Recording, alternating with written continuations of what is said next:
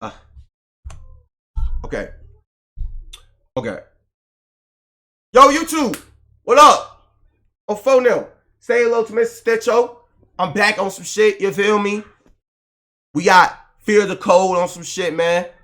I'm assuming it's about to talk about the dangers of the cold and just scary shit that can happen to you in the cold and shit. On phone now, hypothermia and all that goof ass shit. But look, like the video, subscribe to the channel, follow your boy on twitch.tv/Tynowolf. We taking over, man. Chicago boy, come on, man. Look, you feel me? Show me love, I'ma show love right back to your ass, man. Let's get it. Say love to Mr. Stitcho on the grade. TWP shit, man. That's the game. That's the squad. Let's go! As the baby used to say. The scariest story I've ever read was written over 100 years ago by Jack London. It's called To Build a Fire. This story has very few hallmarks of your typical horror writing. There's only one human character, and he is generally very sane. There are no spirits of the dead, no nightmares or hauntings, no guilt that ticks away like a time bomb. Okay. And yet, while reading To Build a Fire, I feel paralyzed in a way I haven't felt with any other written work. Pussy. It is all of 16 pages long. It is about a man freezing to death. Oh. He doesn't start freezing, though. He starts confident and decently prepared, hiking alone through the Yukon back to a logging camp. The narration even describes him as quick and ready in the things of life. But as becomes immediately apparent, it only flatters him to highlight his naivete. Should he be traveling with only a dog as a companion? No, he should not. What's the book Could he name? have more and more protective gear? Sure. But his real arrogance, the narration says, is that he was not able to imagine. 50 degrees below zero meant 80 degrees of frost. Oh! There it is. To Build a Fire. 1908 story. What time? You gonna read the book? I'm gonna read it too. Ain't that right? I'm gonna read that book too. Such facts told him that it was cold and uncomfortable, and that was all. It did not lead him to consider his weaknesses as a creature affected by temperature, nor did he think about man's general weakness, able to live only within narrow limits of heat and cold. Okay.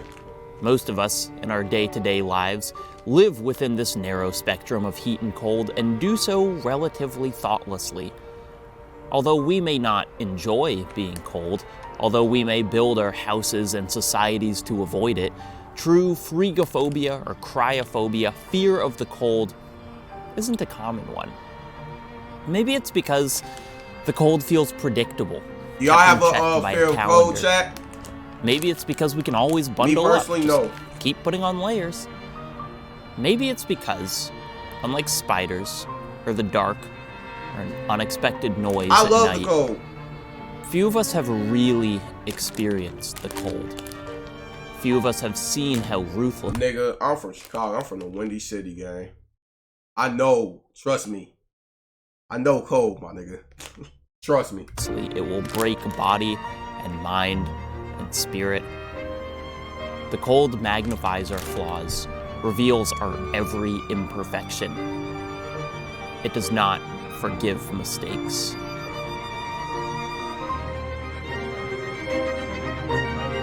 Fear the cold.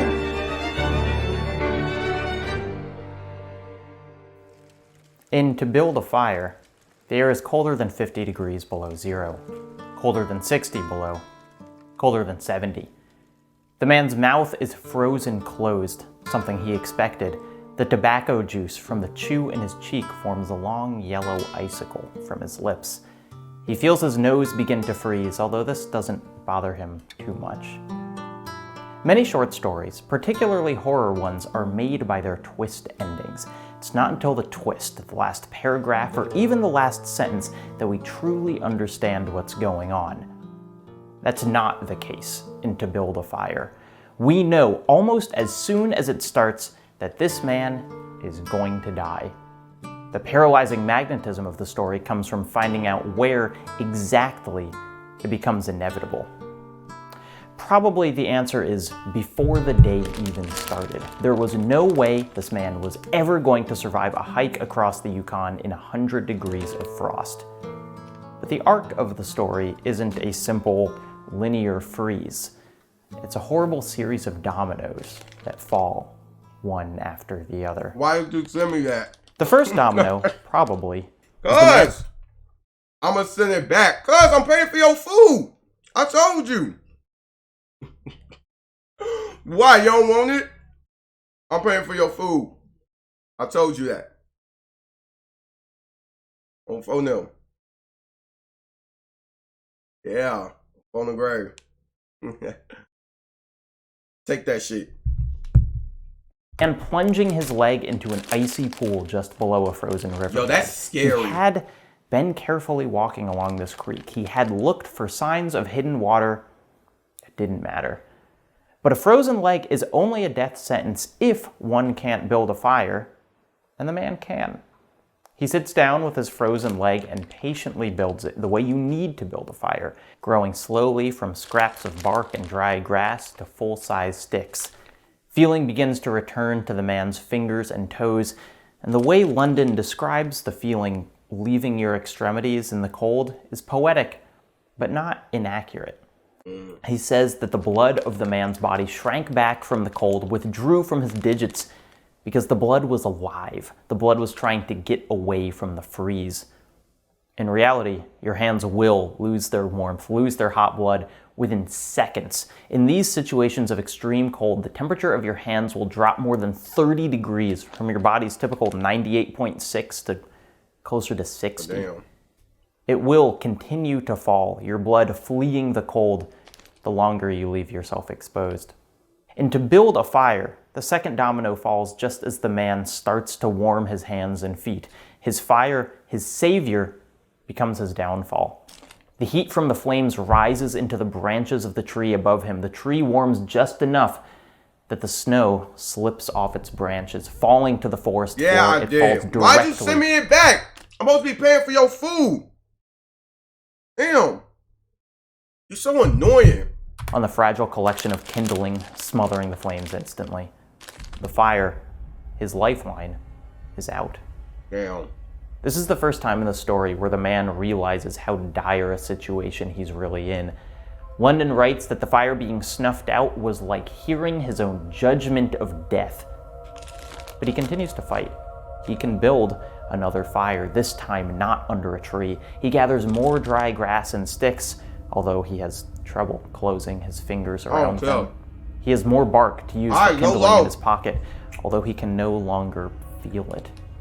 The dominoes are falling faster now. He tries to hold the box. Chat, what would y'all do if y'all got stranded somewhere in the cold? Do y'all know how to make a fire? Of matches, but his deadened fingers drop it into the snow. He tries again and again to pick it up, but he can't. In a last-ditch effort, he spills everything left in the box, and against all odds manages to strike them all at once. 70 matches blaze to life in his hands. He refuses to let them go, even when he can faintly feel them burning the flesh on his hands.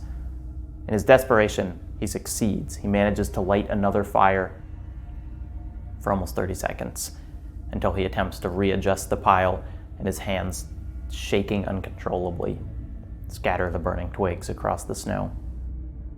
Damn. It's all over by this point, and yet it keeps going. The man thinks that if he could kill the dog, his only companion, he could warm his hands in its body and build another fire. But he doesn't have the strength. He somehow finds the energy to run, and he does blindly what feels like miles, but was likely less than 100 feet.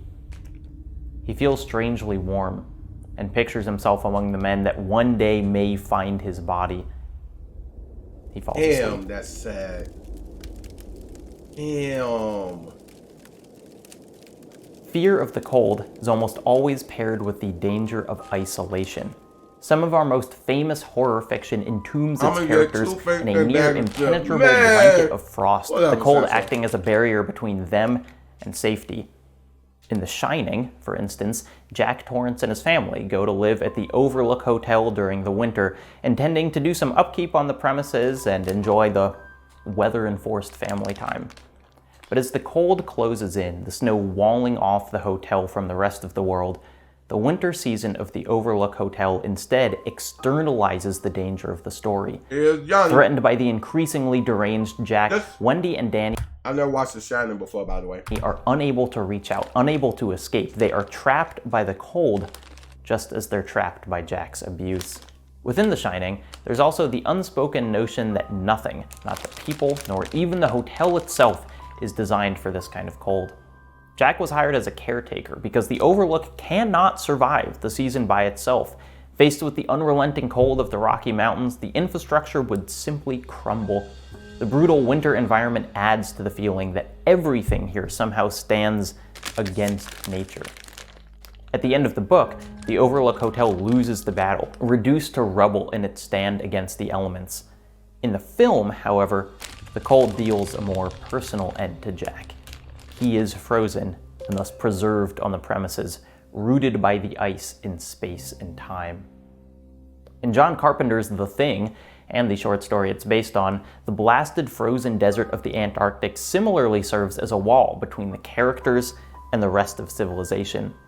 Living in a research base deep in Antarctica, a group of men find the frozen body of an alien, or find another research team who found it, depending on the adaptation. They recover its frozen body and examine it, but it's not long until the alien, awakened from its frozen slumber, starts to slaughter and impersonate the crew.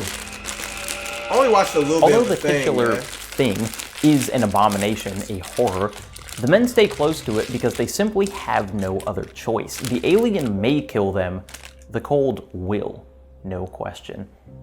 In the story, even before the creature is revealed, the outside is simply referred to as white death. Death of a needle-fingered cold driven before the wind, sucking heat from any warm thing. The Antarctic is alien to the humans too, more similar to the surface of a barren moon than any other landscape on Earth. Externalized danger, once again causing interior panic. Every struggle exacerbated because of the inhuman cold around them in the never-ending night. But in both The Shining and The Thing, the cold refuses to discriminate between pro and antagonist. Jack freezes within the hedge maze, no amount of manic energy able to combat the ice. In The Thing, the Antarctic is ultimately what preserves the rest of humanity. Although every man at the research station is destined to die by one method or another, the alien is trapped there too. The cold is the great equalizer. Nothing, man nor beast, survives that cold forever. But that doesn't stop them from trying. Perhaps the most famous story of real-life survival in the Antarctic is Admiral Richard Byrd, an American explorer in the early 20th century. Byrd and his expeditions were responsible for several Antarctic experiments and achievements and meteorological readings, etc. Byrd was notably one of the first 2 people to fly over the South Pole in a plane. His rounds of funding for exploration laid the groundwork for much of the research still being done today. But that's not the reason why people know who Richard Byrd is.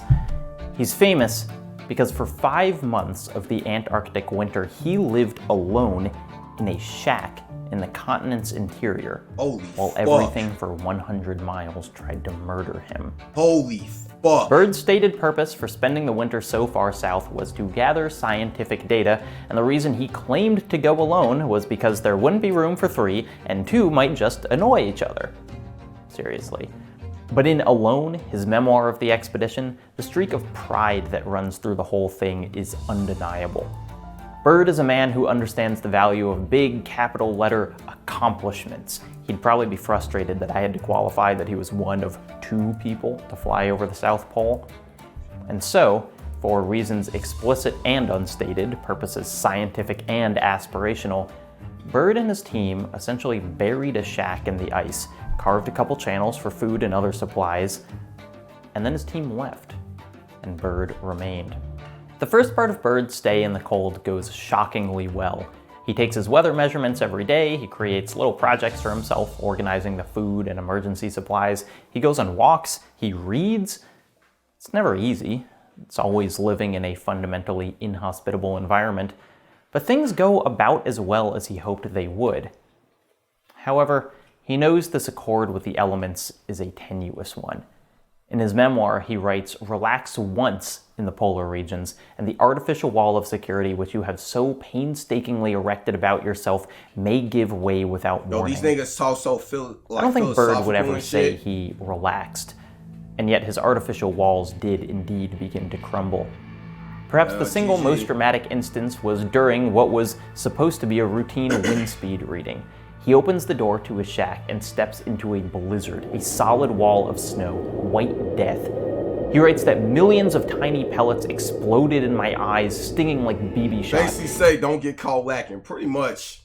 He writes that in the senseless explosion of sound, you are reduced to a crawling thing on the margin of a disintegrating world. Blizzards is scary, Nothing folks. will so quickly isolate a man. He steps out into the blizzard, and the gale scrambles his sense of surroundings, and in an instant, the door back into the shack freezes shut. No! There's another man who lived alone in the cold, slightly less famous than Richard Byrd, slightly That's more so bizarre. fucked up. Christopher Knight lived as a hermit in the woods of northern Maine, without hermit? permanent shelter and almost completely isolated from other people for 27 years. Huh? He stayed in a camp built in a near-invisible clearing between rocks in the forest. He stole from nearby houses. He lived there for almost 3 decades and only spoke to another person once. You know about this A story? startled "Aye," as he encountered an unexpected hiker. Knight was so determined to be alone and so paranoid of his camp being found that he never lit a fire. Not once. He survived 27 winters of Maine outside without heat, with scavenged camp materials and a single-minded determination not to die. Winters in Maine, though not Yo, I ain't gonna lie, that nigga a fucking survivor. Antarctic cold, can drop to negative 40 degrees and below, and yet somehow Stop playing Knight's with folks' strategy top, for man. survival relied almost exclusively on determination. Far from hibernating, he feared that the winters were so cold, the chill so brutal, that if he was asleep during the coldest hours, he may never wake up. Instead, during the harshest freezes, Knight forced himself awake at 2 a.m. and paced around his camp for hours, pacing until daybreak. Sleep was the enemy. Relaxation was the enemy. Yo, chat, what type If he of let himself mad submit you have to the to cold, have to, like, he'd be do lost. some shit like that? Richard You know, Byrd like, what type didn't of die. You know what type of mental strength you would have to do some shit like this? I could not. I don't give a fuck if. Hell no, folks. The door to his shack froze shut. He remembered a shovel that he left outside, managed to brace himself against his ventilation pipes, wedged the handle under the grip of the door, and strained until it popped Yo, that's open. some real nigga shit. Collapsing inside, he reflected that there were actually harder ways to die than freezing to death. A couple more minutes out in the cold, and his senses would have given way to a lush numbness, a desensitization that makes dying seem easy. The closest Byrd came to dying was not easy, though, and it was not as simple as freezing to death. Instead, it started slowly. He noted in his diary one day that he felt strangely depressed, though nothing particular seemed wrong. I will never complain about the cold again. I swear, hearing these stories, I'll never complain. Fun fact: winter's my favorite favorite time of the year. Season. That's like my favorite little season on some shit. Winter on phone now. This feeling of listlessness continued. His ability to do simple tasks diminished until one day he finds that his head is pounding so hard he is completely unable to move. GG. His stove, as it turns out, hasn't been ventilating properly. Carbon monoxide from the burning fuel has been filled. Oh my god, it was so fucking cold. It was literally negative like 2 and 5 degrees 3 months ago down here. It was like 5 degrees, negative like 10 degrees. Oh my, like if you stepped outside, you know how fucked up I still have to walk. I still have to walk my dog and shit. A slow stream of poison, gradually robbing Byrd Negative of all of 15? his faculties. Oh my God. And so now, in the Antarctic it was like that the winter, whole month. he faces an impossible choice. Continue suffering from the poison that leaves him more bedridden every day, He got poisoned. Damn. or turn off the stove, the thing that was poisoning him, the only source of heat in his world.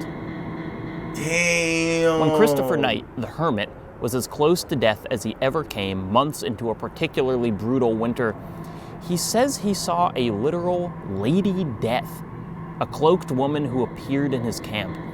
He was out of food, out of propane. Oh. He was freezing to death in his bed. When Christmas shopping. He recognizes now that Y'all know Lady your little Death toes and hands was freezing. probably a hallucination, probably some fevered vision. Y'all believe this, chat? Because I know they say if you don't get sleep, and I mean, you gotta think about this nigga was alone for years and doing all this shit. I mean, to be honest with you, the fact that he was seeing shit really ain't out the ordinary, right? So, like, I mean, I kind of believe the nigga. Like, yeah, nigga, you ain't getting no sleep. You been alone for years. Of course, you gonna start seeing shit. I'm surprised he ain't see, like, a Yeti or some shit, like, just walking towards his ass. I didn't have any gloves, too. I'm surprised your fingers ain't fall off. But he isn't entirely sure. In his darker moments, he says that he still thinks about walking into the woods, sitting down in the cold, and letting Lady Death take him. While Byrd lay unable to move in his shack in the Antarctic, he measured the cold by how far the frost crept up the walls. The temperature sank impossibly, 70 below outside his shack. His single room was engulfed by ice. I lived 1,000 years, he wrote, and all of them were agonizing.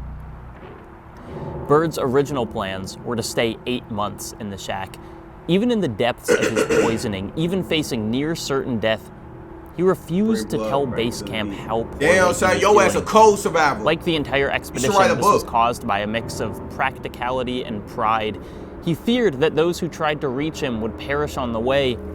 His vanity would not allow himself to admit just how dire things had become. Fortunately for him, however, the men he was corresponding with noticed the steady decline of his Morse code. After 4 months, it was nearly unintelligible. Dots and dashes betrayed just how close Admiral Richard Byrd was to death. After 5 months, he was rescued.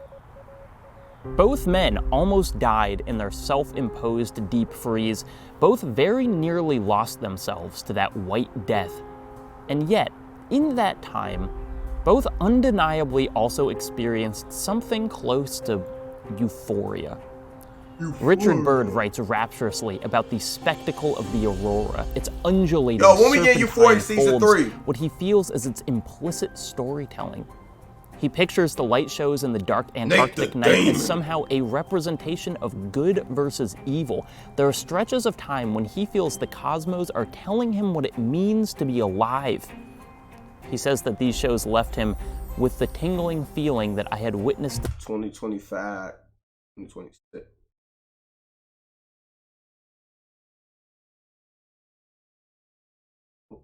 Huh? Huh? You trolling?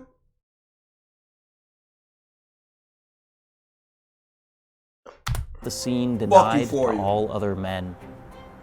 For Christopher Knight, a man who sought isolation to a more extreme extent than almost anyone else, the deep freeze of winter offered the complete opposite.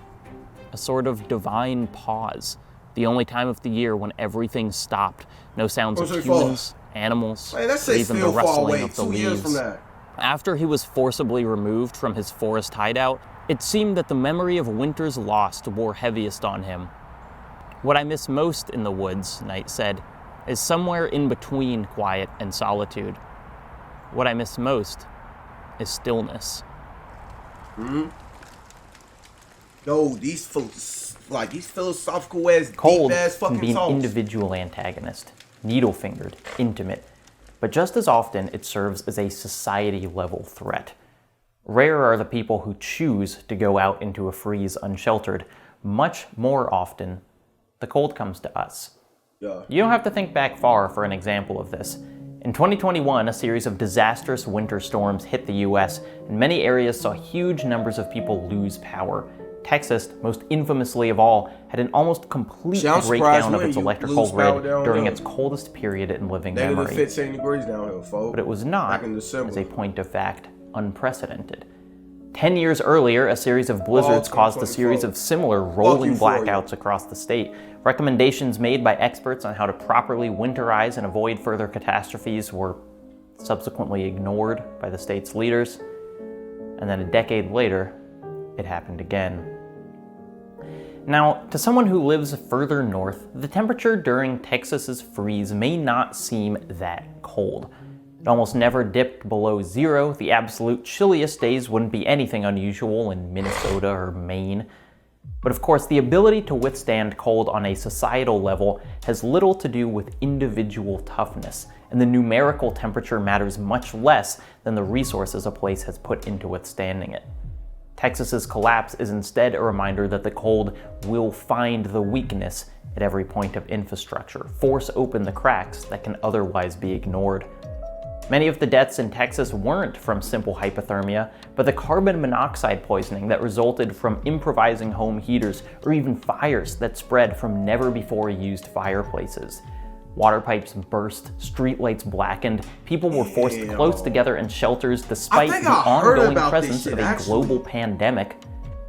Much like COVID, the cold exposes the vulnerabilities in our systems that were always present and exposes the inhumanity of the people who profit by ignoring those vulnerabilities. And when I look at Texas, I don't see a freak accident, but the beginning of a trend. Summers are going to keep getting hotter and winters will keep getting colder, and the building blocks that make up our society are fundamentally not prepared for the climate hell that we're staring down the barrel of. But you gotta admit, makes a great story. This is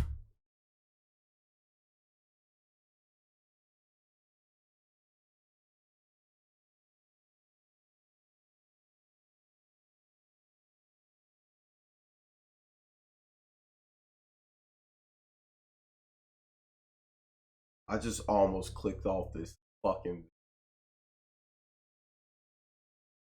Don't you?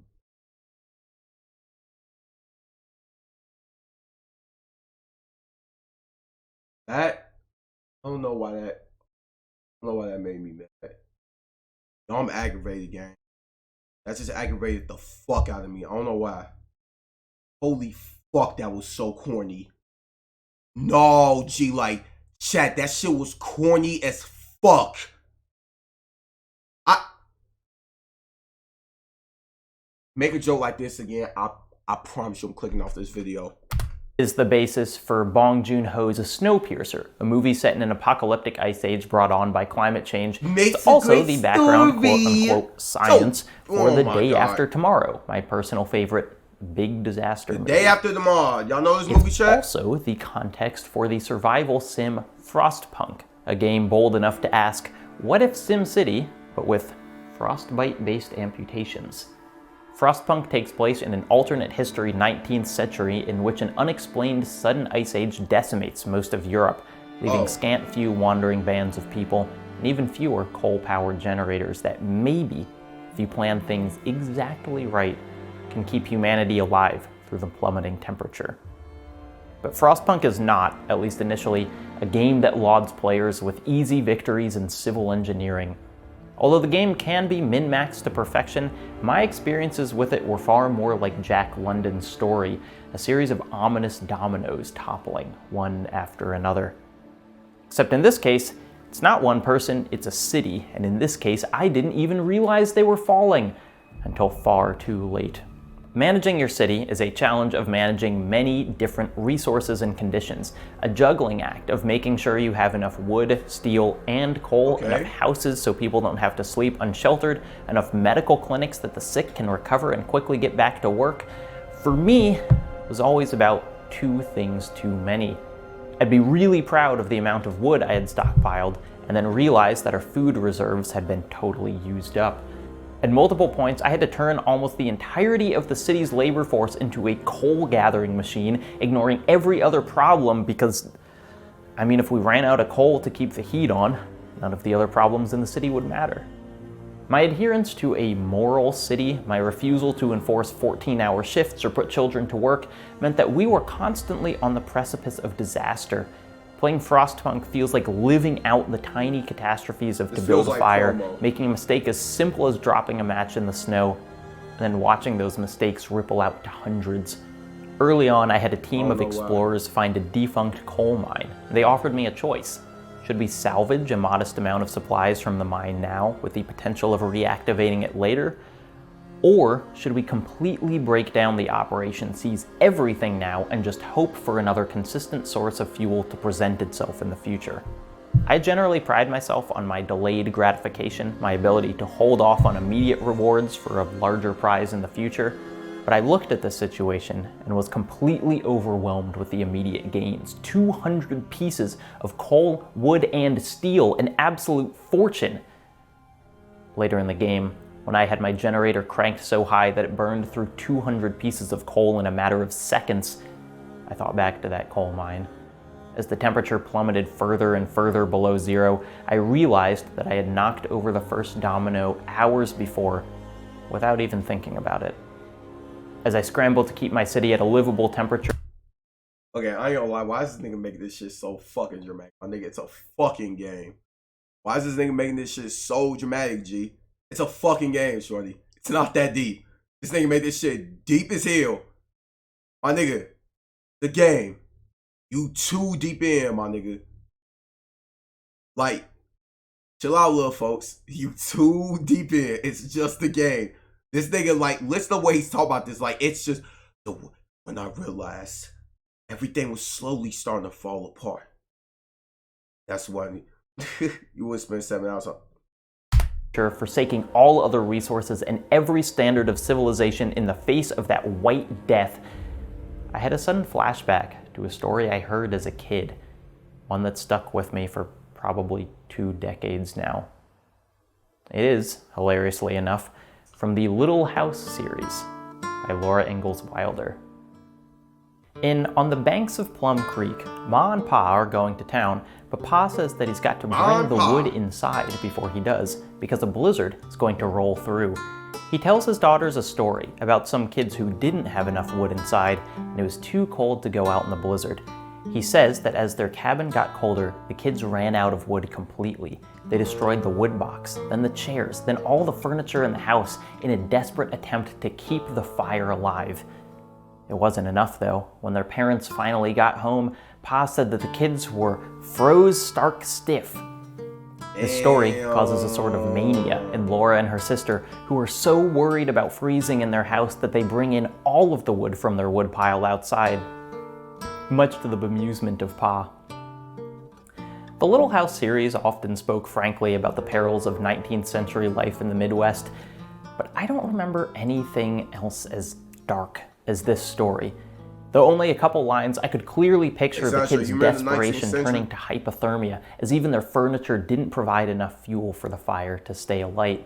It was only in researching this video that I learned Wilder's original version of this story, written in her non-fiction autobiography, is even more detailed and even more horrifying. The basic setup remains the same. Kids at home while the parents are kept away by a blizzard, but the simple froze stark stiff is replaced by detailed descriptions. The kids attempted to leave the house after their stovepipe collapsed. All 5 were found in a snowbank nearby. 3 were dead, frozen completely. The oldest, a 12-year-old girl, had survived and managed to keep the youngest, a baby, alive by swaddling it in her coat. Though the baby was barely chilled, the 12-year-old's limbs were frozen. Pa said that she screamed as they thawed her arms and eventually amputated a leg. The version of the story I knew, the one that stuck in my head for decades, was somehow the more child-friendly telling. I can't believe how much worse it got. And it's hardly the only time Wilder brought up the cold. In fact, it seems like the biggest threat her family ever faced. Its presence always met with a dramatic darkening of the tone in what are ostensibly children's books. In The Long Winter, one in which her whole family are snowed in for months, she wrote, "There were no more lessons. There was nothing in the world but cold and dark and work and coarse brown bread and winds blowing. The storm was always there, outside the walls, waiting sometimes, then pouncing, shaking the house, roaring, snarling, and screaming in rage. She did not ever feel awake. She She felt beaten by the cold and the storms. She knew she was dull and stupid, but she could not wake up. Tales of the cold are almost always made of long, harsh periods of shelter and depression, mixed with tiny victories against the immovable force. Laura's family sings together while in the midst of the blizzard. Generator upgrades and Frostpunk bring brief periods of livability. In The Long Dark, a survival game set in an apocalyptic winter, achievements are minuscule compared to other games in the genre.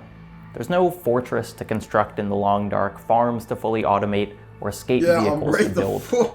Instead, moments of victory are sewing together a slightly warmer coat, finding a whetstone, lighting a fire. The fourth one. The Long Dark is a pure survival game. Although there are wolves and bears, it's cold and hungry that you'll be fighting for the majority of your time. The end game doesn't look so different from the beginning. Unlike most enemies in video games or antagonists in stories, there is no conquering the cold. You can merely survive it.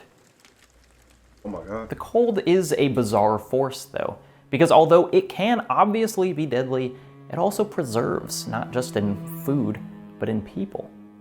Most of you probably have heard of cryonics, the pseudoscientific idea that if you freeze a body now, we'll be able to resuscitate it far in the future.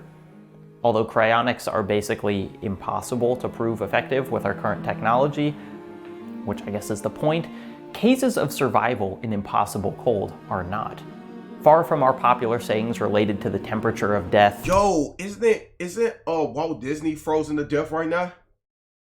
Was that like a rumor? Is this like true? Ain't that nigga Walt like frozen right now? Cold, dead hands and the like. Medical wisdom actually goes in the reverse direction. You're not dead until you're warm and dead. Cardiac arrest generally means death in less than 30 minutes. He's dead ass frozen right now. That time can be multiplied with successful resuscitations after hours. A doctor colloquially known as Professor Popsicle has said, "We've learned that there really is no temperature so low you shouldn't try and save someone." The cold's ability to preserve lends it an almost mythic quality. The same. You gonna see Black Panther die.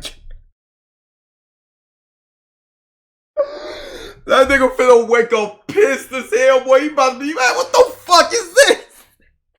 That nigga finna be pissed. Can maintain the life in a brain. Yo, nah, but for real though, that nigga dead ass. Neon jacket. Nah, for real though, like dead ass, like that nigga frozen right now. Like he's definitely like he 100% like in crack. Like he's in the crack machine right now, like a cryo machine.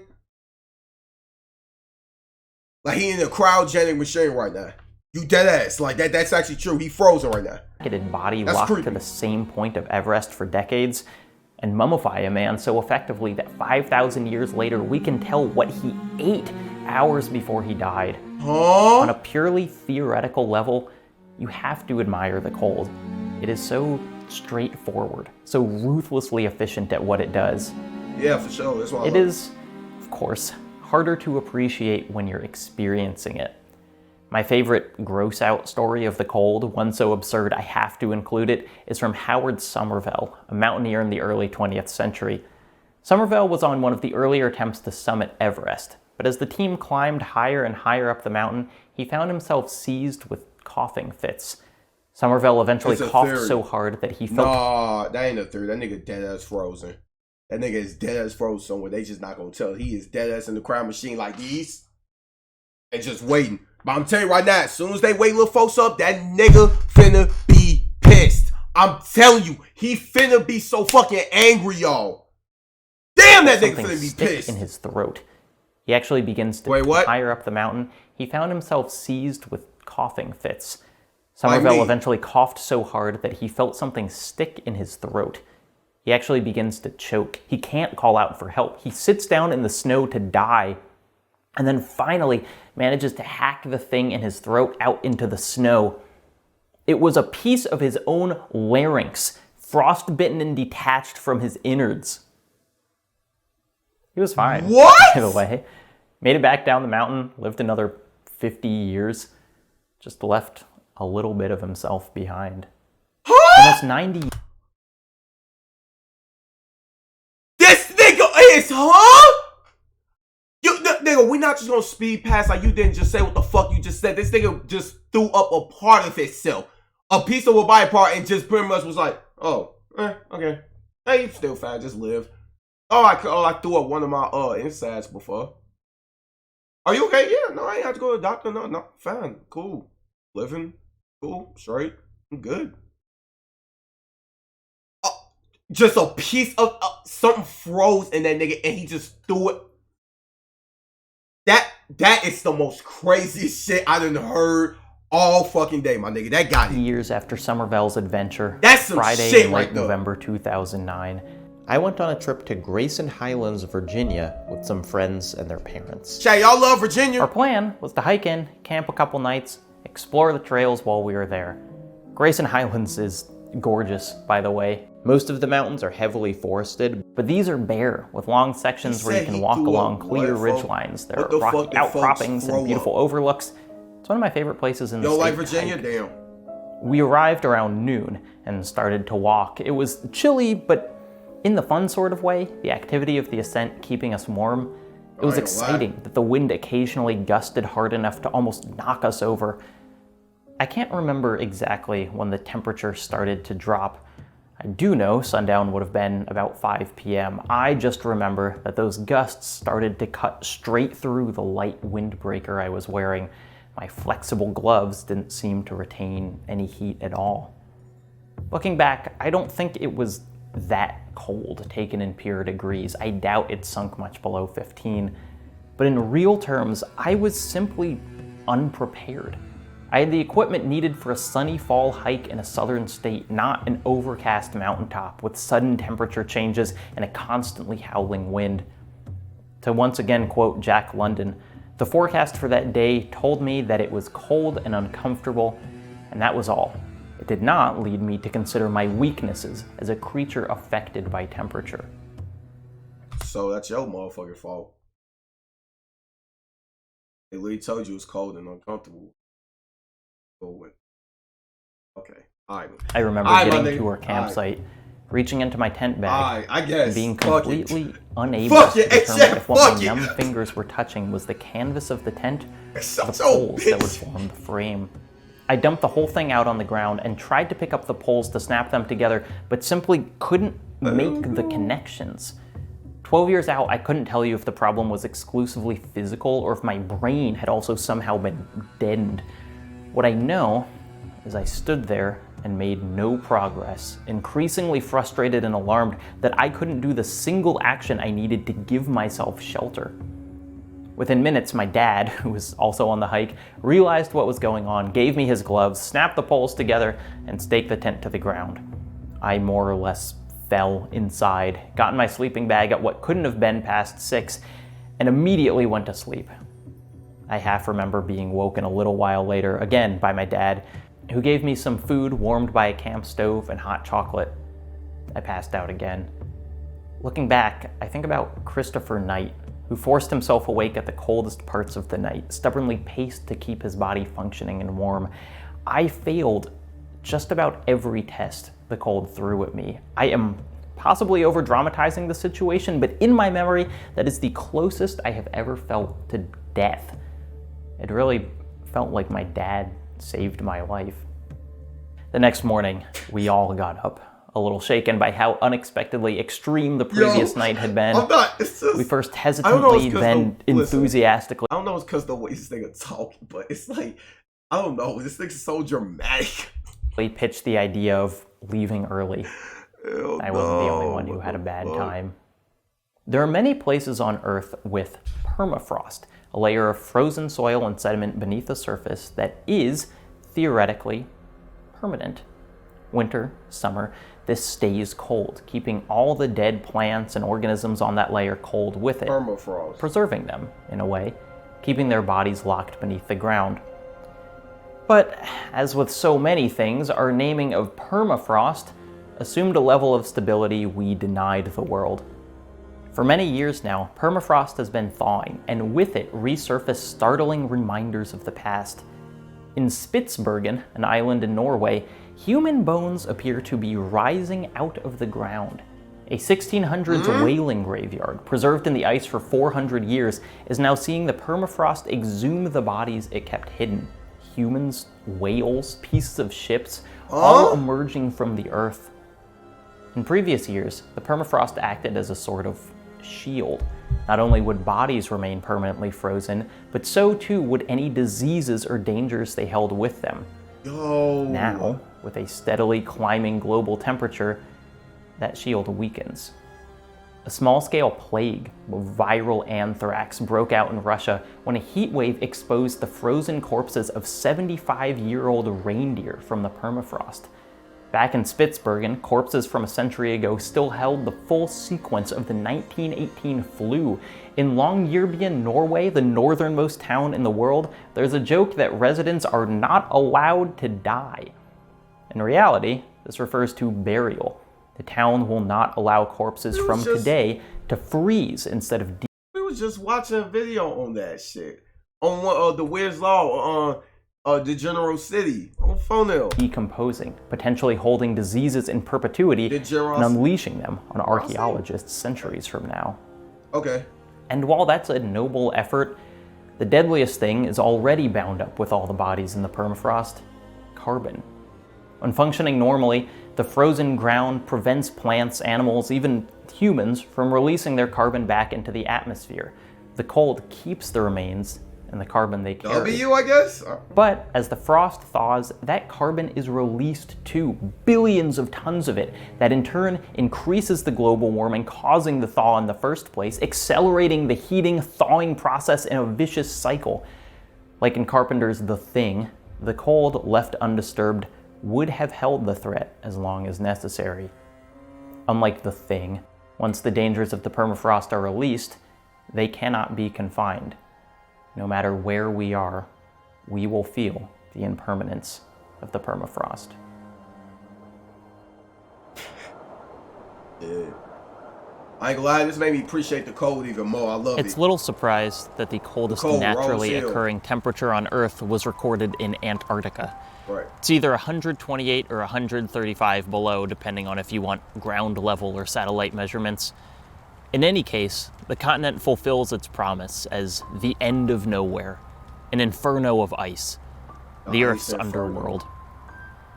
The coldest naturally occurring place in space, as far as we know, is the Boomerang Nebula. It's part of the constellation Centaurus.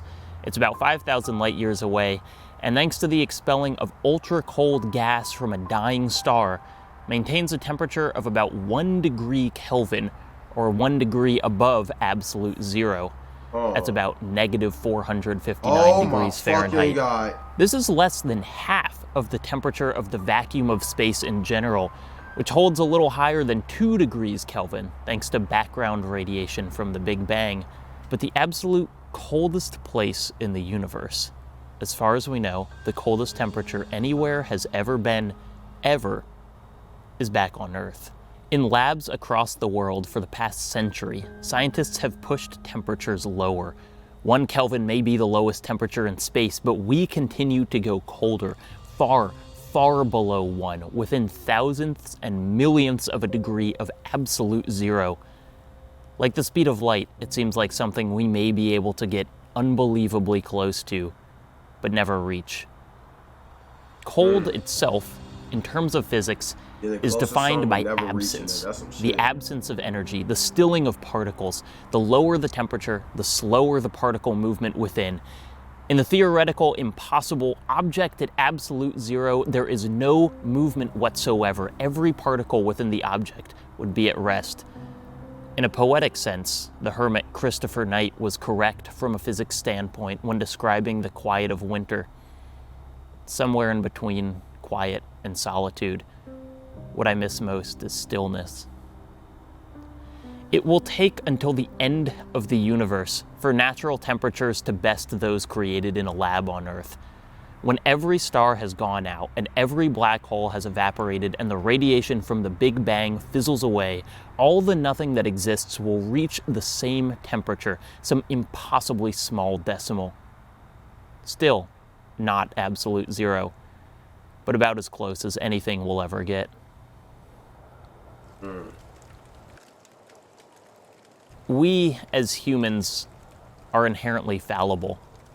We build houses with cracks in the walls, strike matches that singe and fall from our fingertips, seek solitude without ensuring self-sufficiency.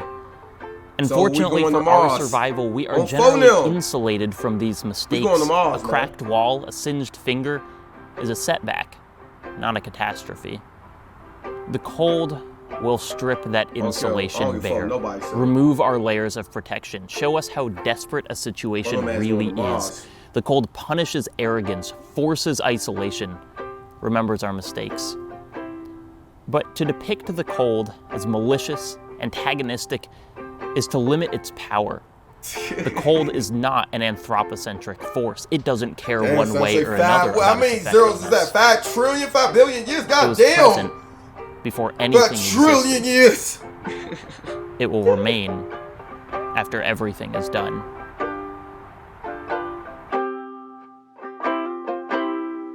There's strange things done in midnight sun. WV, man.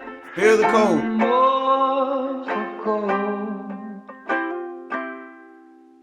The arts it shares their secret sails that'll make your blood run cold.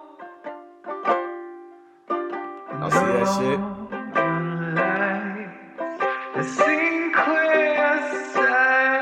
Reveals are possible use of general support of my partners. Yeah.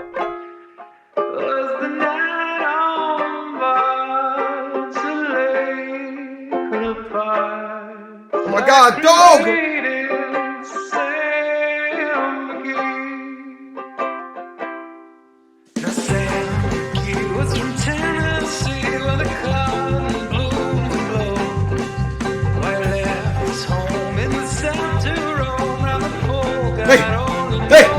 Hey, hold on.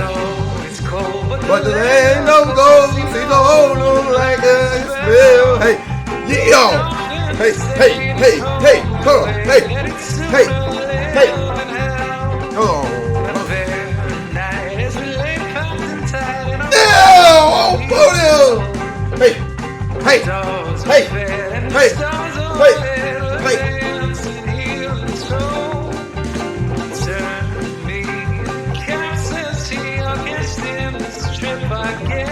Oh my God!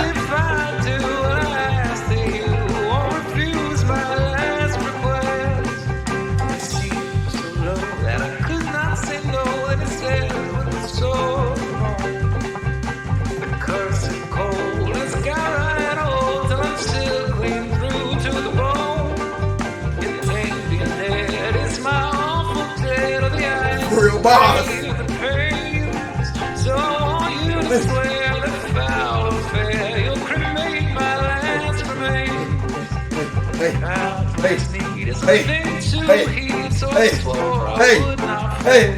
Hey. Yo, be a little bit, that's okay. Fuck it. Crashed on the sleigh and it rained all day of his home in Tennessee. And before nightfall, of course, was all that was left of the Sam. Yeah! From the cabin floor. Hey. Hold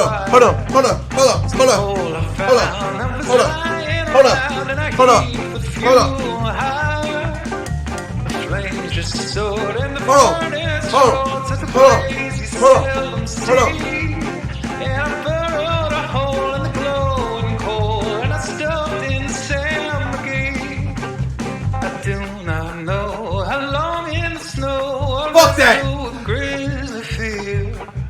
Stars came out and they danced about again. I ventured near, sick with dread, but bravely I said I'll just take a peep inside. I guess he's cooked and it's time I looked. Then the door I opened wide, and there sat Sam looking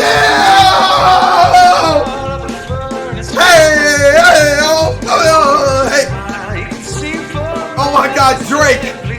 What, Drake was there too? They said Drake! Fuck, I missed it. I don't give a fuck. Shout out Drake. I guess he was narrating this shit too. Fuck it. Hey. Yeehaw! It's the first time I've been on. Oh, for them. Oh, for them. W fucking bid indeed. Holy fuck, that was amazing. That ending was amazing. Oh, fuck.